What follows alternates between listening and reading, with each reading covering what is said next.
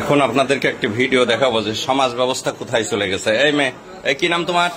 নাম বলো। হ্যাঁ, হীরামণি। কোন ক্লাসে পড়ো? আচ্ছা, তুমি কাকে ভালোবাসো? হ্যাঁ, কি নাম? এই মিনাজুল কোনটা? এই দেখো নায়ক। এই টাকা, এদিক টাকা টাকা টাকা।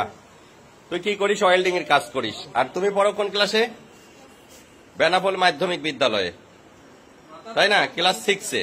এই তুমি তুমি হ্যাঁ, এই মাথা ইয়ে করো। তোমার বয়স এত হয়নি। কি নাম তোমার? তুমি ক্লাস 6-এ পড়ো? 7-এ। তো তোমার সম্পর্ক এই ছেলের সাথে, ও ক্লাস 7-এ পড়ে। এই দেখেন ব্যাগ বক্সা, বাসা বাড়ি থেকে এই যে স্বর্ণালঙ্কার সবকিছু নিয়ে, টাকা পয়সা নিয়ে, হ্যাঁ তারা হচ্ছে টাকা পয়সা স্বর্ণালঙ্কার সব নিয়ে বাড়িতে বেতনা এক্সপ্রেসে তারা চলে যাচ্ছিল।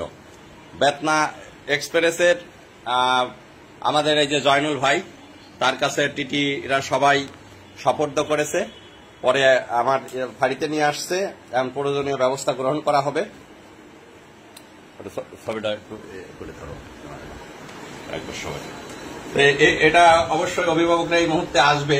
অভিভাবকদের আসার পরেই আমরা আইনগত ব্যবস্থা যেটা হয়।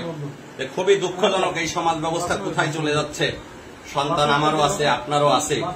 সন্তানদের প্রতি আসলে অভিভাবকদের খেয়াল রাখার পরেও সম্ভব হয়ে ওঠে না সবার।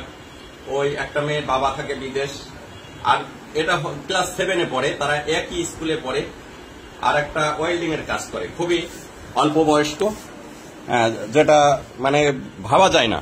তারা অলরেডি বাড়ি থেকে পালায়ে তারা হচ্ছে এখন চলে যাচ্ছে। কোথায় যাওয়ার উদ্দেশ্য ছিল? কোথায়? এই খুলনা। কোথায় খুলনায় যায়? কি উদ্দেশ্য ছিল বল দিনি? কি পরিকল্পনা করেছিলি বল, কথা বল। কি পরিকল্পনা করছিলি? কি পরিকল্পনা করছিলি? যাই কি বাসা ভাড়া নিয়ে থাকবে এরকম একটা চিন্তা ভাবনা? তো বিয়ে হয়? তোদের বয়স হয়েছে, বিয়ে হইতো? বল।